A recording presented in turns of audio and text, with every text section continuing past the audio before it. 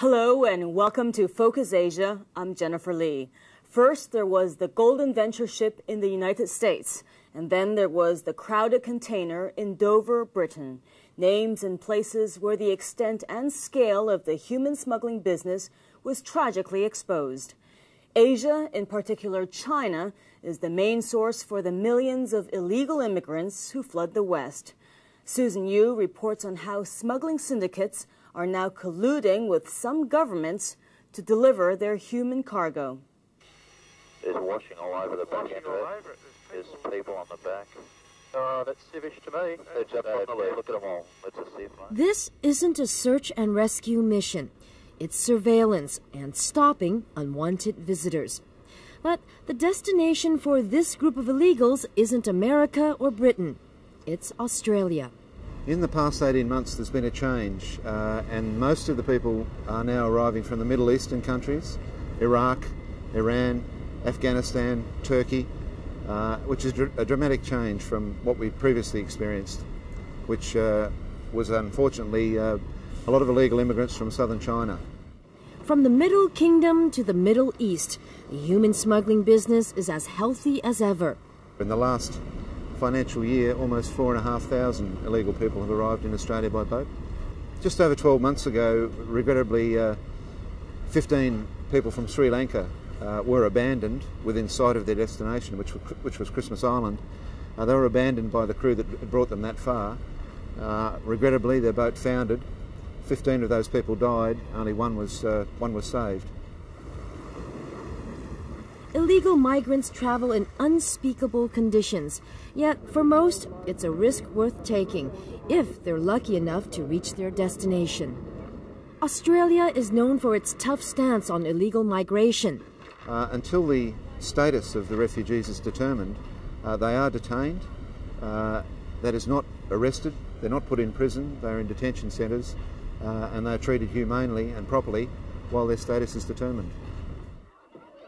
In late August, about 100 mostly Afghani and Iraqi detainees rioted at a detention centre in South Australia in protest at their imminent repatriation. Their fate, no doubt, is less cruel than their counterparts elsewhere.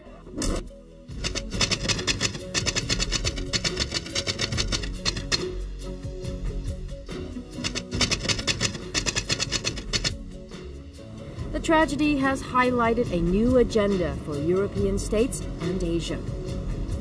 In the area of immigration, this is quite a new competence for the European Union, and the level of cooperation is not as integrated as the other ones.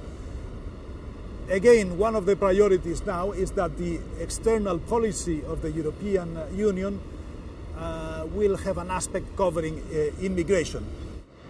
And it seems the biggest hurdle is to stop governments from assisting human traffickers. Jean-Paul Delisle has worked in intelligence and is a former diplomat in Asia. In early August, 2 Serbian military police were caught trying to smuggle into Montenegro a van full of 25 illegal Chinese immigrants. These people were discovered only because as the van was going through the checkpoint into Montenegro, Chinese were banging against the walls of the van because they were suffocating. And the medical people who looked after these people after they were discovered clearly indicated that in another 15 minutes these people would have been dead. It would have been another Dover. They were suffocating to death. And the EU states are quite upset at Serbia's role. They all know this, right? It's not publicized. They all know this. Certainly there have been some good reports out of the UN main office in Sarajevo, and they've been reporting on this, but this is not the worst of it. I mean, up to this time, there are an estimated 42,000 Chinese illegals that are waiting in Belgrade to be smuggled to the West. Further, very good information that suggests that so far Milosevic has sold over 25,000 Serbian passports to illegal Chinese so that they can make their way to Western Europe. Today, Delisle heads a one-of-a-kind documentation verification company, which also assists commercial airlines in spotting fake passports and paperwork.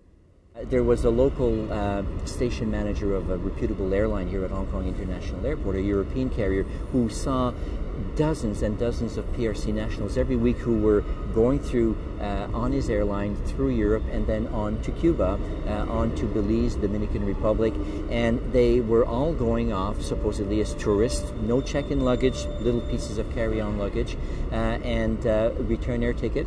And for a while he started to monitor when these people were due to come back. They never did.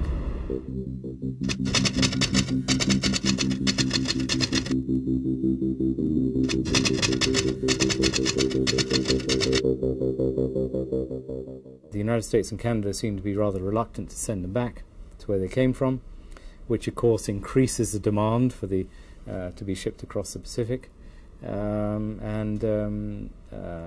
only by having a very clear statement from the United States and Canada that these people are not welcome in their countries, the trade might actually dry up. With roughly 10,000 illegal Chinese, mostly from China's Fujian province, reaching American shores every year, it's no wonder the U.S. is now on the offensive.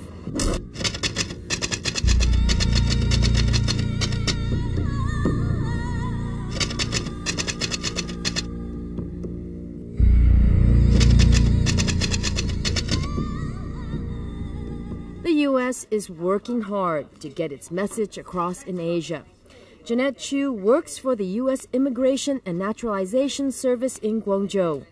She travels to Fujian province to liaise with Chinese officials and locals about the tragic consequences of human trafficking. These days, her visits have become more frequent. I had a woman whose son was smuggled to the United States, a 17-year-old boy. Very tragic story. He developed leukemia and suffered a blood clot and died thousands of miles from his mother, who had absolutely no ability to go. It's that type of human tragedy. Despite stories like these, the underground trade flourishes, with some believing Hong Kong to be the latest transit point for illegals.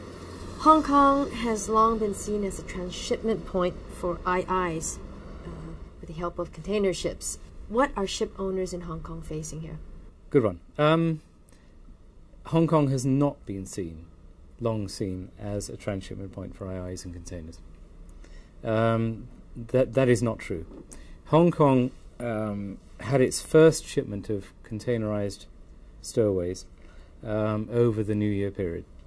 They were the first containers that we know of, and certainly we would have known of other ones if there had been ones before that.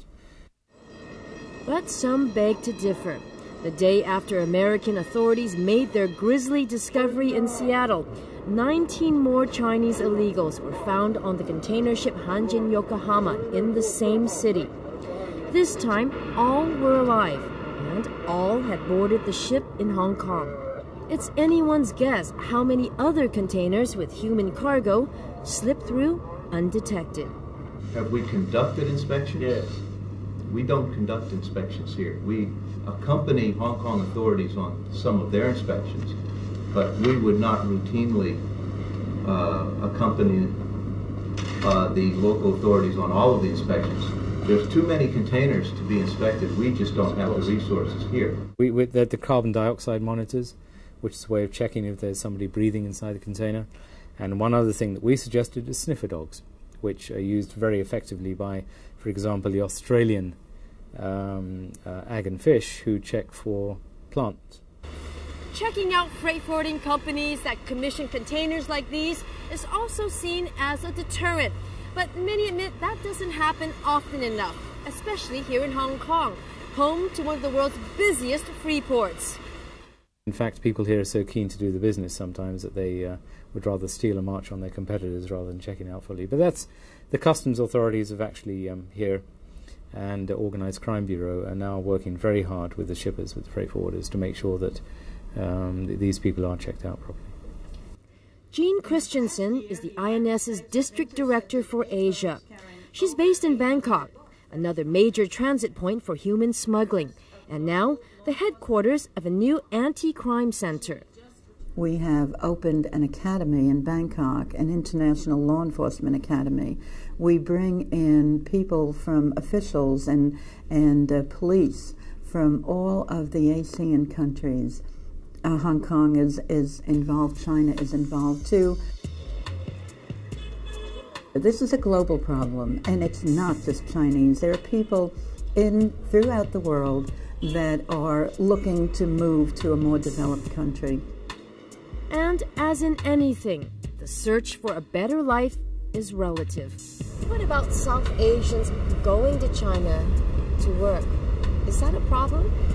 It is a problem, yes, surprisingly enough, and it is a problem that involves millions of illegal immigrants in China. China is very concerned about this, particularly in the areas closer to the Bangladesh border, closer to the Indian border. The information that I have came from public security officials, and they certainly spoke in terms of millions of people that were involved in this illegal migration within Chinese borders. So it should come as no surprise that as the world becomes increasingly a global village, smuggling syndicates will continue to profit from the misery of others.